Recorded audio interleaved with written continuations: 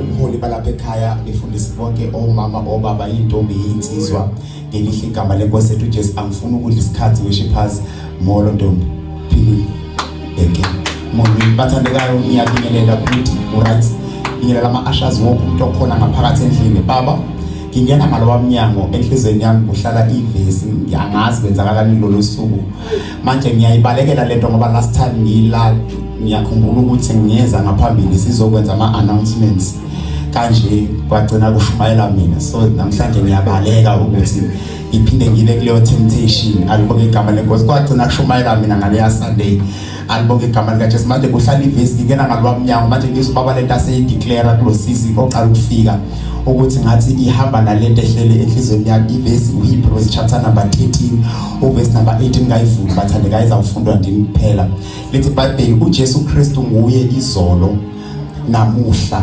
yebo naphakade alibonke igama lenkosi kusho ivesi nje lithi uJesu uyena izolo uyena namhlanje uyena naphakade uyena izolo uyena namhlanje uyena naphansi phinde kokugcina uyena izolo uyena namhlanje uyena naphansi phinde ngizame futhi uJesu lo esimkhonzayo uyena izolo uyena namhlanje uyena naphakade uyabona ngesikhathi kumnyama uyena uJesu yabona ngesikhathi kungalungi lutho empilweni uJesu uyena yabona ngesikhathi kuhamba kahle yonke into uyena uJesu kwavele kwajika semthambo ngoba bekusahamba kahle kwabheda yonke into sawuyena uJesu inkinga kaguquki nathi inkinga yakhe la ifike khona kajiki noma sithi sizama ukumcinga uvela asuke ekazimulweni bese hlala kwenye ikazimulo lafike sibona sithi sibheka ngapha sibone yena masithi sibheka ngapha sivele sibone yena masithi sibheka ngapha sivele sibone yena ngiyabona ke sivele sifakwe esithandweni somlilo masithi siyabheka esithandweni somlilo nangu nayo ukhona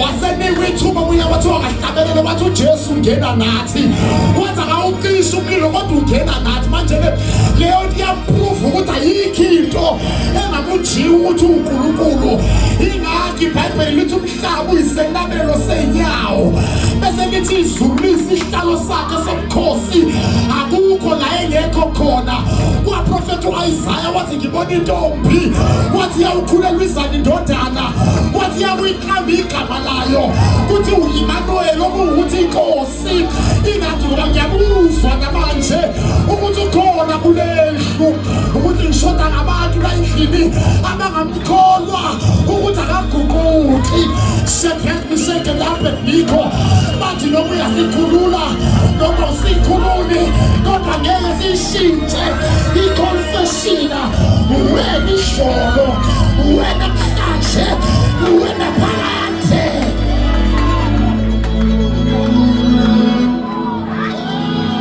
yilo uNkulunkulu esimkhonza nje bafethu akajiki ushintsha abantu yena akaguquki ngizwe uPaul encwadini yamaRoma ebuza umbuzo wathi ntoni impostoli eyakunahlukanisa nothando lwakhe wathi nantoni na wathi nakubhupha wathi nakuphila wathi nancebo wathi nantoni ekhona wavela wambulala kakhulu wathi ngisho nalento engakabi khona eseza inakahlukanisa nothando sekulate ukuthi sesingashintsha into esishilo ngoJesu ungenile usengaphakathi uyabusa ugcwele lapha enhlizweni sekulate ukuthi sesingabona omunye umuntu njengoNkulunkulu hayi sekulate ukuthi sekhona omunye umuntu osengavuka manje athi mina uKristu sibone yena lo wethu ungenile ilo senika izethembiso mpostoli wathi noma ningene kumnyameni emlilweni ngiyongena nani wathi noma niyapi ngikho uthi ngiyakulandela mboni bese kuze bese kufeni nimele ngenyama uthandeka ngihlushwe ilento ngingena ngalowa mnyango ukhona umuntu ecela ukumsiza ungayishintshi iconfession ngoJesu yabona uJesu lo obekade nawe uhamba kahle konke uthenga imoto ifridge ligcwele uthola umsebenzi wathola promotion yabona masuxoshwa emsebenzini imoto isihluka ibank sekungasalungi lutho ingane yakho ayihloniphi idakwa utshwala ungamshintsha uJesu ayikho into emshintshayo ukuthi uNkulunkulu bafowethu ayikho into emshintsha ukuthi uNkulunkulu. Uyazi kwenziwa kanjani mawusuzwe ngazathi akasekho umpostoli. Lithi iBhayibheli uthe mayikhipha abantwana bakwaIsrayeli wabakhipha endleleni emini waba insika yefe ebusuku waba yifu lomlilo. Kodwa lithi iBhayibheli khona la avela nyamalala khona wangabonakala. Lithi iBhayibheli lezi ezama zangasho ukuthi sesizofuna omunye uNkulunkulu zavele zahlala phansi. Zathi yabona kasisa ukunyakaza engakabuyisi somlinda. Hey, kuzamemezela ukuthi mangathi kusabonakala ukuthi uya-exist ahlala umlinde. Ulinde khona la unganyakazi. Ulinde khona tholakala. Bakubuza ukuthi usayaphi ekhawini ngoba kusalungile lutho empilweni. Uthi amhlalelanga ukulunga kwezinto. Ihlalela ukuthi uyena omuhle, uyena omkhulu, uyena obabazekayo, uyena inkosi. Yoni ngesihlalele ukuthi akekho njengaye. Sihlaliswe yonto ukuthi akekho fana naye. Promotion esihlalisela akusiza izinto eziphathekayo ezisihlalisela sihlalise ukuthi yena ohlezi esihlalweni. Bathi ogogo behlabelele endulo. Bathi ogogo behlabelele endulo. Bathi mangihambe imihla yonke. Bathi ngihambe kanye nawe. Yazi lema ngibona lapha. Bathi lilungile ijogwe lakho. Bathi awusindi umthwalo wakho. Base bethi sesicela ukubonga. Bathi ngiyabonga. Ngisahamba. Nabogogo isecret yabo ababonga izinto babonga ukuthi kusahambeka.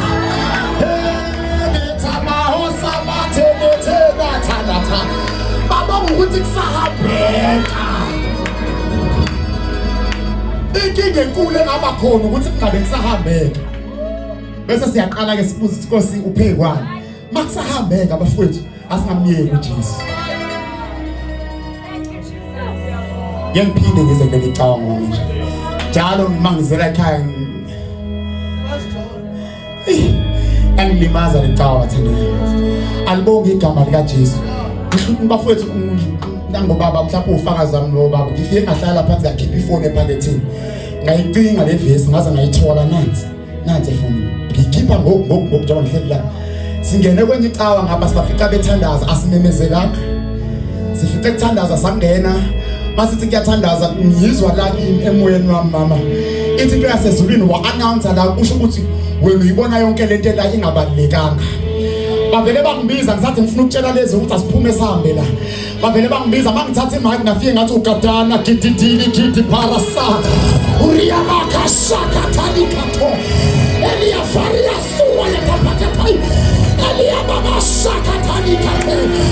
Eleketele tini kitipaya. Uriyama shanama. Usizani ukuhanamta maphepha uNkulunkulu phakathi kwabantu. Sangaze kuminkonzo kubifu. Ngenxa yeposter yesigabe esilungise masihlale khona ku-social media. Nanti into ebalulekile ukuthi umuntu makahlangane noJesu. Nanti into ebalulekile ukuthi umuntu makahlangane noJesu. Siyopha siphatha amaposter siye esirhogweni. Kodwa ngubona umuntu mayihlangene noJesu. Umuntu kuKristu Jesu uyisidalwa esisha.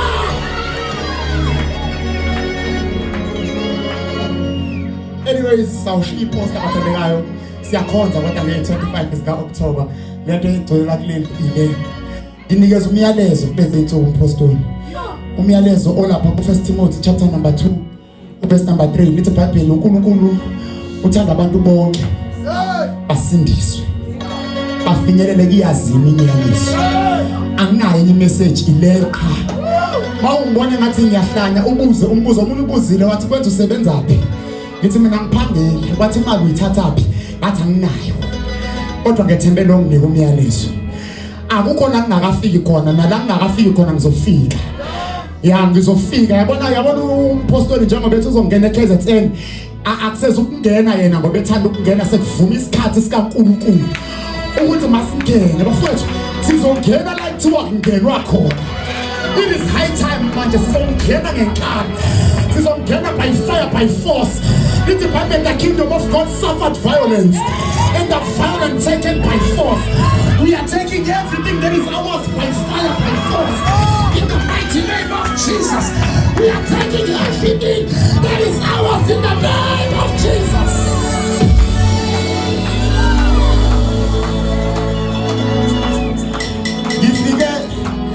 Ngifike eMthatha angazi muntu bangena abantu bagcwala istradi sammemezela uJesu. Sasuka eMthatha sawungena eBhayi sami emgaqweni uNkulunkulu wagcwala istradi sasuka lapho sangena eThekwini uNkulunkulu wagcwala umgwaqo with no money in my pockets. Ingekho imali uNkulunkulu wenza the impossible to be possible. Ngoba bafowethu nathi into engicela ungenzela yona kulezi insuku uJesu engakabuyi ivale lendlebe yalabantu abaloke bekubuza ukuthi uzoyenza kanjani lento tuzama ukuyenza uzoyenza kanjani. Ngiyabona labo bantu labo ngicela bafake kumute ngoba beke labo bekubuza ukuthi manje le business ozofuna ukuliqala uzoliqala kanjani sizamuyenza nje bakufaka lento ekuthiwa spirit of fear labo bantu bakwenza lento bazothi yabona uphuma endlini unento ethi le business yelami uhlangane nalo muntu afika kufake lo moya wokufaka uthi uqeda ukuhlukana nawo usuna what if asenze what if I senze kodwa ngiyamthanda umshune likazi uprofeti utasithubuke Gehazi uthi Gehazi hlangabezana nomuntu ufika umbuzo ukuthi yini inkinga yakhe endathambakho shamasi wahlangana noprofeti lo mama lo wahlangana noGehazi uGehazi wafika wabuza wathi mama ngiyakubona ukuthi ukhathazekile wathi kuyini lokho ukukhathazayo wathi kuyini lokho kuhlupha umoya wakho waphendula umshunelikazi wathi konke kuhamba kahle wathi ayikho into eyinkinga wathi konke kulungile bayaqeda lapho wangena indlela asizukunegoshiyenza nabantu abangahlangani nathi asibazili isikhetho kungabalaleli uthi konke kuhamba kahle ngaleso sikhathi ifile ingane uGehazi akahlangani nalento yami so ngizohamba ngize ngifike kumnikazi wenkinga yami. Uyabona endleleni mohlangana nomuntu oloke kubuza umbuzo ukuthi mzile uzohlangana nomuntu angiphumelanga ukuyohlangana nomuntu ozomdiscourage la endlini. Ngiphumela ukuyoqala leya business ngifuna ukuqala leya business enye nenye angihlangana nayo angisho ukuthi yilwa nabo mayefika bakakhuluma ukuthi usikazi nona wow okay bye kubele nendlela ukhona la ngiphuthuma khona ngifune enye into ezomdiscourage Mlisa Mumbete Indosa Abayo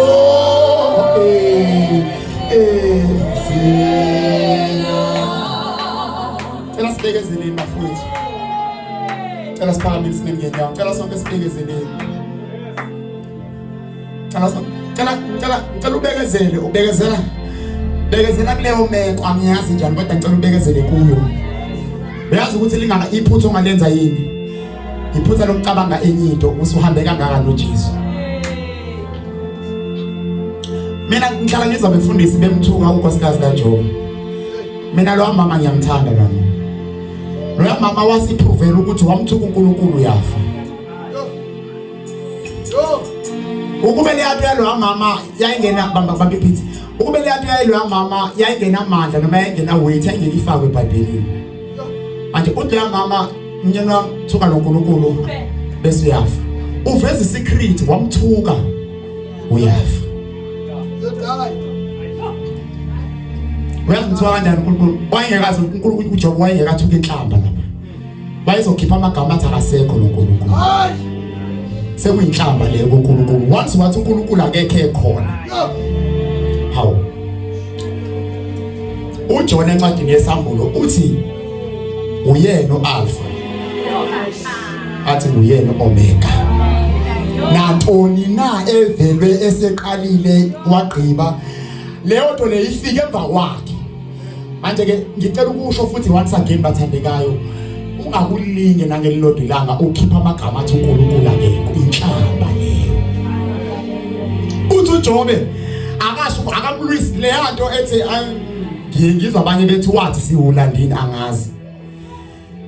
Kodwa uJobe wayengaxabani nonkosikazi wakhe babengaxabani wayemcorrect